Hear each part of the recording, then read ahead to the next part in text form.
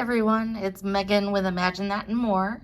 And today I'm working on this beautiful hydrangea and butterfly quilt. This is the back of it. Let me walk you over. And this is the front.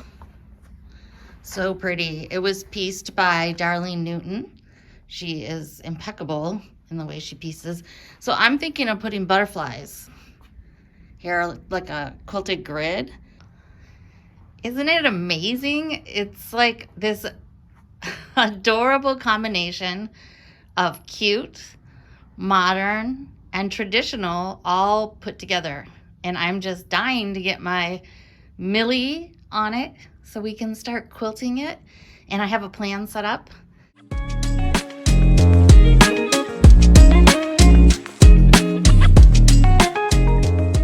So I'm thinking of putting butterflies here, like a quilted grid, and then I'm going to add some butterflies. So here I mocked up one that I drew, but I feel like it's a little bit too small. So I just kind of wanted to walk you through the process and show you what I'm doing.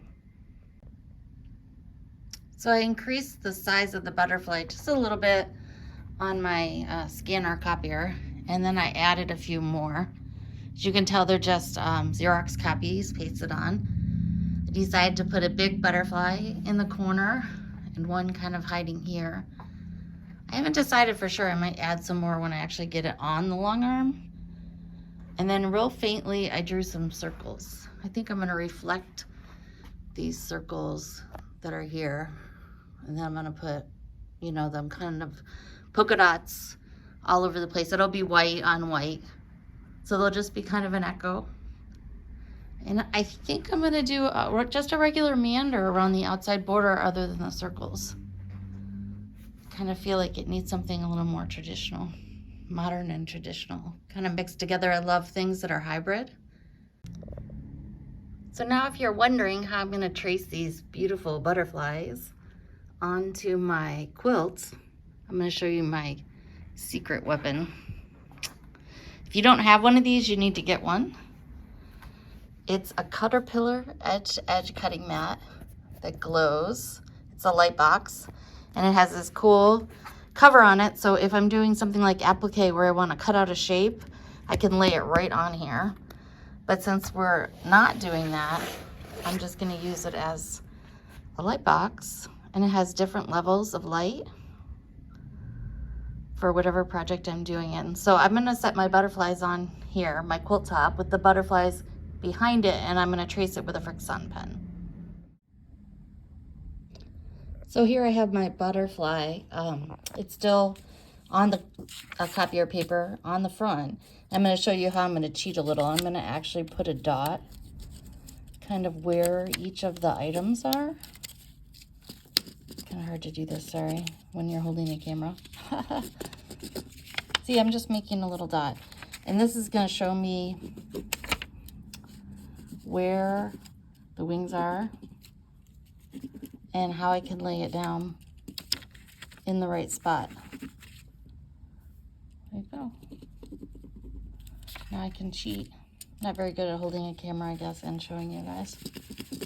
But I'll show you because I'm going to actually take this off and put it down underneath the quilt. So now I've laid it down underneath. You can see it's like pretty much according to my marks. It's not perfect, but I know that that was when I was hanging up, that's where I wanted my butterfly to be. So now I'm just going to use a Frixion pen and trace it right onto the fabric. Okay, so now you can see this butterfly is traced onto the fabric. And honestly, I'm not worried about my lines being perfect. I just, you know, want to give myself an indication where I'm going to be drawing, what I'm going to be doing. And I like to make marks in areas like this where I may have forgotten a shape. I have a tendency to forget things when I'm quilting, and then I take it off the long arm and I fill it in on my sit-down machine. But this is just giving me an indication. I don't want, when I start quilting, to have such a perfect line that I feel like I have to go exactly on that line, because it's not going to look free-flowing. It's going to look kind of, you know, belabored, and I don't have to be perfect. You know, this is a butterfly flying through the air. Even when we look at them, we're not seeing like an exact line. We're just seeing an impression of something wonderful and colorful and moving. So that's what I want my butterfly to look like too. So you'll get a chance to see it after I put it on there. And now I'm just going to go ahead and trace the rest of them.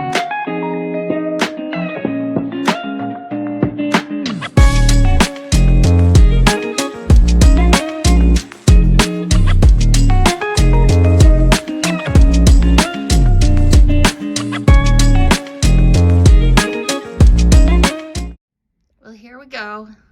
I finished it. Give you an overview.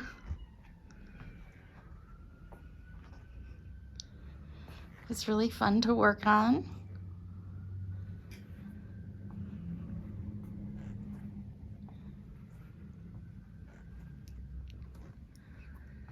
There's a butterfly.